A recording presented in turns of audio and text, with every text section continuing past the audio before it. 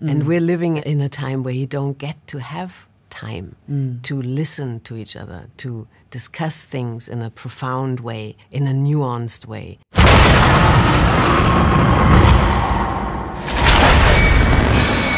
Even from page 1 of the script, I had no idea where it was going. I knew that I was in uncharted waters, and it's been a very difficult film to discuss because we live in a world where people want to know very quickly what the story of a film is, how we should feel about it, who to like, who to dislike.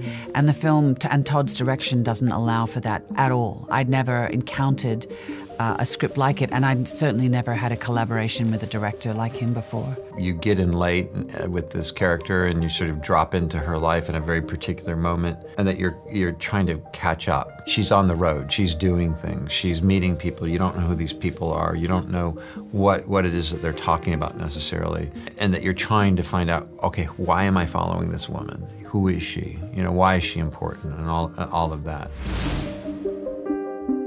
It is set in contemporary times. It is set in the times when we're reading about all of these male figures, as we always have for, ever and ever, abusing power. And there's a reason that these movements are finally coming to the fore. It's overdue, but that's not really what the film is about. The film, for me, the film is really more about an examination of power. I mean, power and abuses of power are not something that's just come up in the last 2 years. It's been happening for millennia. People over the course of human history who obtain power find it very difficult to let go of it. And when we live in a democratic world, how do we create things still within a patriarchal structure? Those two things are antithetical. And I think that because this is the time in which we live, the words cancel culture, Me Too, none of this, Black Lives Matter, none of it has been processed. And there's very few places to have nuanced discussions about it. But this film isn't about that.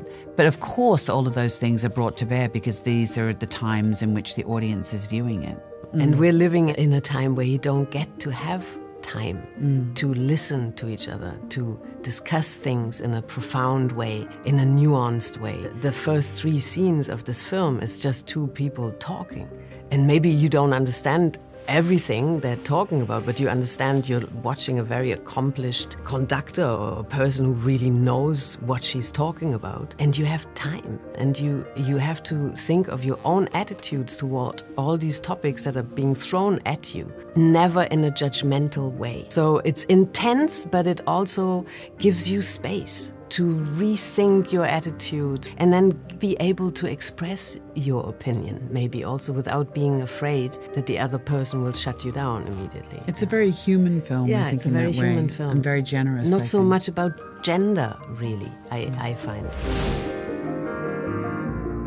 She's incredible and so humble and curious. The role of Francesca is absolutely pivotal. And so you needed somebody who could speak volumes without uttering a word, because she observes. People say that my character, Lydia Tár, is enigmatic, but Francesca is so enigmatic.